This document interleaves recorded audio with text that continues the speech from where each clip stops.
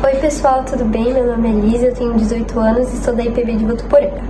Hoje o nosso devocional é no capítulo 7 da carta de Paulo aos Romanos, do versículo 1 ao versículo 6. Então eu vou ler aqui pra gente. Meus irmãos, falo a vocês como a pessoas que conhecem a lei. Acaso vocês não sabem que a lei tem autoridade sobre alguém apenas enquanto ele vive?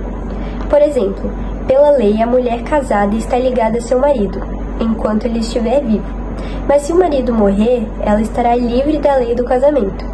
Por isso, se ela se casar com outro homem enquanto seu marido ainda estiver vivo, será considerada adúltera. Mas se o marido morrer, ela estará livre daquela lei e mesmo que venha se casar com outro homem, não será adúltera.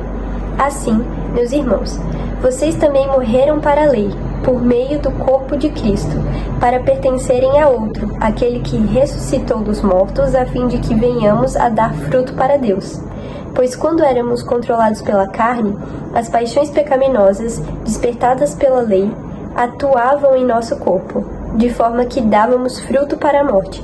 Mas agora, morrendo para aquilo que antes nos prendia, fomos libertados da lei para que sirvamos conforme o novo modo do Espírito, e não segundo a velha forma da lei escrita. Bom, pessoal, a Bíblia nos ensina claramente que nós não somos salvos por meio das nossas obras, por meio daquilo que nós fazemos para merecer a salvação, mas que nós somos salvos por meio da fé em Cristo Jesus e na sua obra redentora.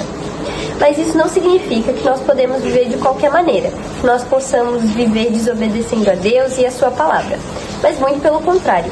Uma vez que agora nós somos cristãos, nós conhecemos verdadeiramente ao Senhor Deus, nós devemos viver uma vida para Ele, uma vida obedecendo aos seus mandamentos, obedecendo o que Ele nos ensina através da sua palavra.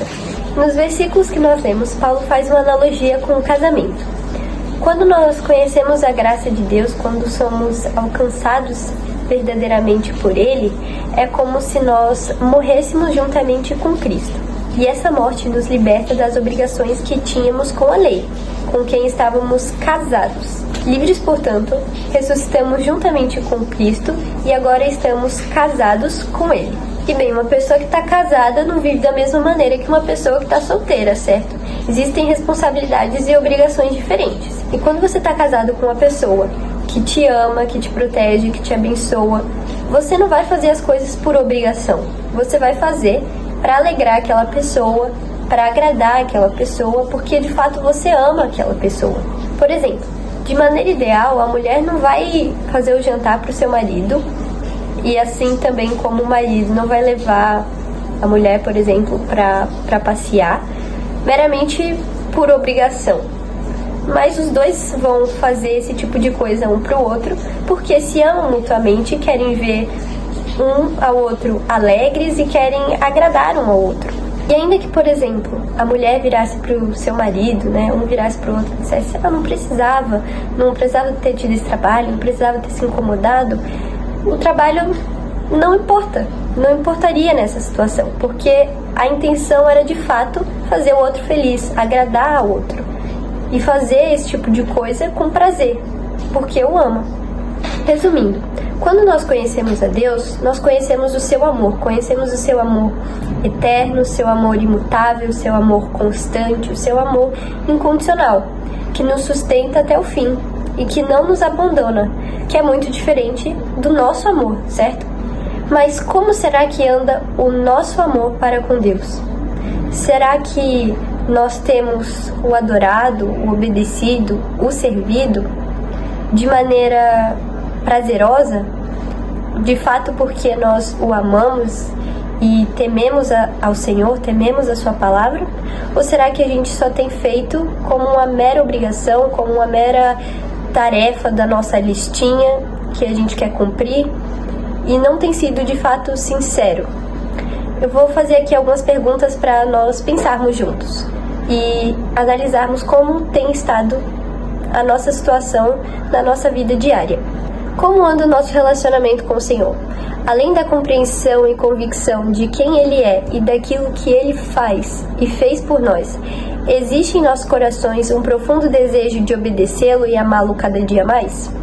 Em nosso casamento com Cristo, temos a garantia de que o amor dele por nós jamais falhará, mas como está o nosso amor por Ele? Quão fiel, verdadeiro, justo e santo nós temos sido. Temos desfrutado da companhia dEle enquanto cantamos louvores, meditamos em Sua palavra e o buscamos em oração? O que precisa ser transformado em nossos corações para que possamos desfrutar de um relacionamento de intimidade com o Senhor?